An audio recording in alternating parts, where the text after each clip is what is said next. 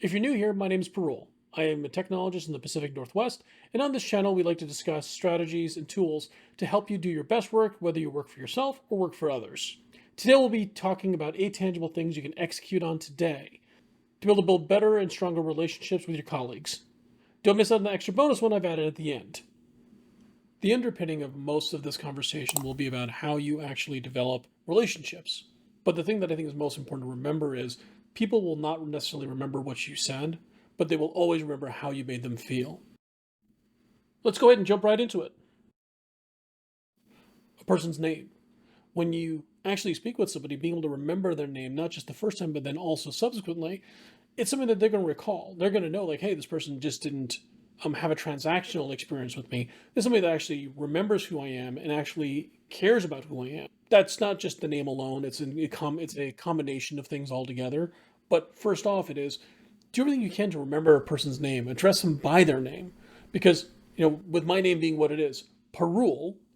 Often it's mispronounced, misspelled. You name it, it's happened to me. Like I've been called Paul. There's a ton of times where people have just not got my name right, and I can say I've remembered. I tend to let it go, but not everyone can. So if you're looking to get better engagement with folks, refer people by their name. The other thing here that we can look at, the next one, is saying please. Too often we find that people will have one set of behaviors that are for people that they admire, people that they are looking up to or will want to impress, and another set of behaviors that they reserve for other people. Really, what should be happening is that there should be one set of behaviors that you exhibit, and you make sure that you exhibit those uniformly with everybody. Being saying please to somebody when you're actually requesting something is important. It just shows both respect as well as kindness. And if you're looking to build a relationship where you're trying to make somebody make it so that way people remember how you've treated them, that's going to be important. You'll see this if you go to a restaurant and you treat the server with respect as if they're an individual versus, oh, they're just the person that brings me my food. You'll get a different set of behaviors than somebody that you treat poorly. That's just common sense. The next one is saying thank you. It takes nothing for you to do it. It takes nothing for you to be appreciative of somebody actually doing something for you. Taking that moment to be able to say it and say, okay, well, let me take that on and say, you know what? I'm going to say thank you to somebody for doing something on my behalf. Now, they put in an effort. It may appear to be nothing to you, but it may have been a really, really big deal for them. And taking the time to both appreciate and acknowledge that is really, really important. This is where the recognition and the acknowledgement, and active acknowledgement, is important. All these little things add up. All of these add just a little bit towards building a stronger relationship with an individual. The next one is be curious. This too often is a difficult thing for people. One, it takes a little bit of acknowledgement that maybe you don't know something, but on top of it also is being genuinely curious about something and wanting to learn about what someone is doing is important. And this is where I think you can ask questions about, well, why are you choosing to do this? How did that happen? Can you give me more information about that? Being curious about what's going on with somebody else, whether it be about, how do they choose to implement something from a technical perspective, or why did we choose to go build that feature, or why are we making this next business decision? With the intent of learning, not with the intent of putting up objections, I think is important. That curiosity is going to help build that relationship with that individual because it gives them the opportunity to talk and for you to listen. This last one ties to listening. It's where it's important to be able to listen to hear what the other person is saying and not listening to respond. There's often when you go into a conversation where you're speaking to an individual and they've appear to be listening, but as soon as you pause for a breath, they're immediately cutting in or trying to object or trying to say something that's counter to what you're saying. And they're listening for that space for them to get their words in edgewise. Listening with the intent to listen, to hear what they're saying, to hear what an individual is, that's truly important because often what any of us are looking for is somebody listening to when I'm actually trying to speak? Am I being acknowledged? Am I being listened to? These things are important to an individual, and as you do it consistently with others, others will recognize it because it's not that common a behavior. The next one's a little bit more difficult. It's knowing when to apologize. The challenge that we run into is that people are so afraid to admit when they've done something wrong. And what people don't realize is that's the opportunity where you can be able to show where you are willing to admit that you've done something wrong, you're willing to change what is you've done, you're apologizing for it, and you're willing to grow from that. There is no harm in making errors.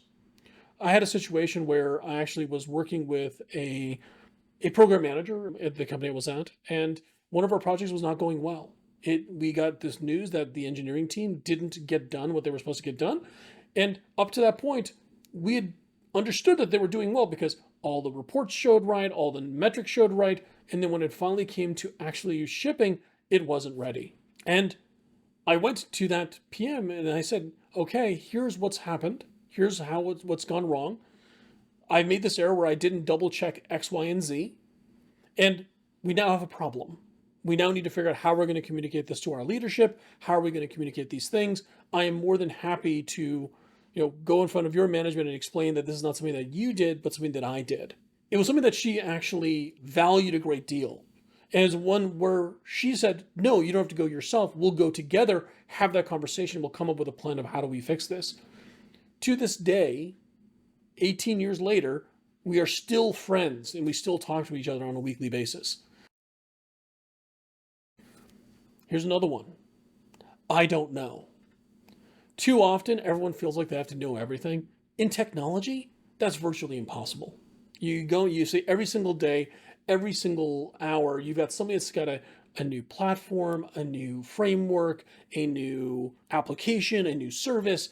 The possibility of keeping up with everything is highly improbable, if not impossible.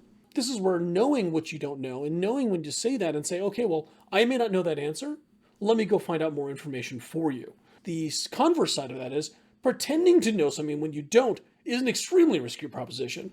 You then have the risk of actually people then running into and saying, well, you said you knew, what else don't you know that you said that you did? So being open and honest about whether or not you know something, absolutely critical to maintaining trust. This next one is a more sensitive one, I would say, and in that often people will walk in and say, I need you to do something for me. And it's a statement, it's not a question. And this is where I think going in and having a conversation with somebody and asking somebody to do something is important because, as I said in my last video, nobody, absolutely nobody, likes being told what to do or how to do something. This is where it's really, really important to be able to specify and say, hey, I'd like to be able to have this result. Can you help me get this result?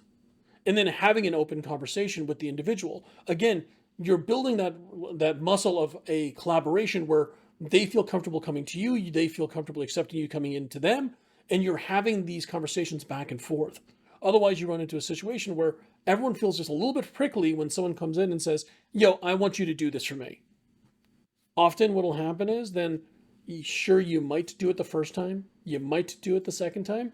After that, you have a higher probability of saying, okay, well, why are you just telling me to do things? Why are you not actually asking my opinion about things? Why are you just commanding something versus actually engaging collaboratively?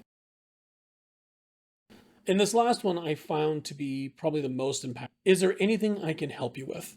Now, this question by far has had the biggest impact on being able to build strong and sustainable relationships for me. But the thing I found is that by being able to ask people what do they need, that one day they say, I really could use help with X. This is where it's important to be able to ask that question and offer it to people, because people are going to remember how they felt when they felt they were in a pinch.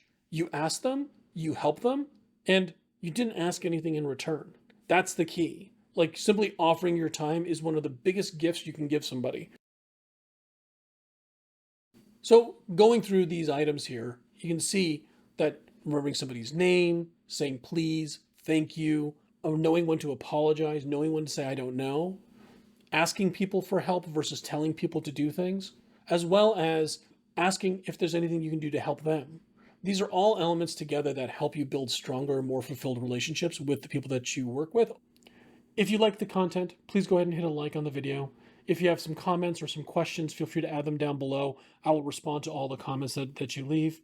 And if you find this content to be helpful or would like to hear more about it, please feel free to hit subscribe. Love to have you a part of the community. Thank you again.